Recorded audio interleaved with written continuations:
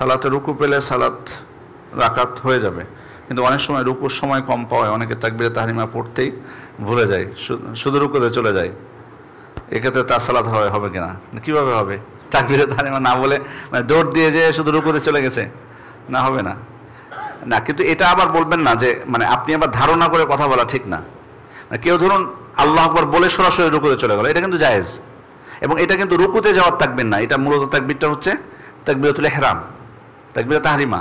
But উনি হাত না বেঁধে সরাসরি চলে গেছে, এটা জায়েজ আছে, কোনো অসুবিধা নেই। আর আপনি যদি এটাকে মনে করেন যে ও তাকবীরে তাহরিমাই দিল না, তাহলে এটা ধারণা হবে, এটা ধারণা যাতে না করি। কিন্তু উনি যদি আবার ডাইরেক্ট কিছু না পড়ে মানে রুকু ধরতে হবে আমাকে, তাহলে তো এটা ঠিক হবে না। তাকবীরে তাহরিমা অবশ্যই এটা রুকুন সালাতের, এটা বাদ গেলে সালাত হবে না। কিন্তু ওই তাকবীরটা নিয়ত যাতে হয় তাকবীরে তাহরিমার নিয়তে, রুকুতে যাওয়ার তাকবীরের নিয়তে যেন না হয়, এটা মনে রাখতে হবে।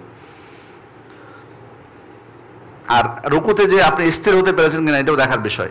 মানে অনেক সময় আমি দেখেছি কিছু কিছু মুসল্লিকে ইমাম মাথা উঠিয়ে নিয়েছে, তাও উনি জোরপূর্বক রুকু ধরার চেষ্টা করেন, এটা খবরদার করবেন না।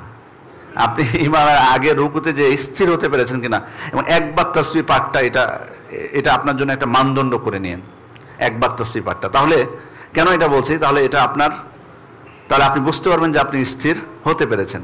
একবার তাসবিহ যদি পাঠ করতে পারেন ইমাম উঠার আগে, তাহলে আপনি বুঝতে পারবেন যে আপনি রুকু পেয়েছেন।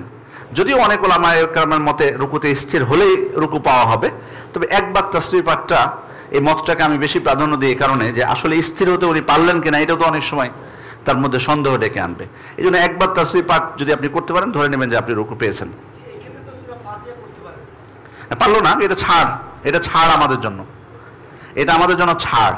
শরীয়ত আমাদেরকে ছাড় দিয়েছে, আল্লাহ তাআলা ছাড় দিয়েছেন এক্ষেত্রে, যে রুকু যদি কেউ পায় তাহলে অসুবিধা নেই, তার ওই রাকাতটা গণ্য হয়ে যাবে, এটা রুখসা।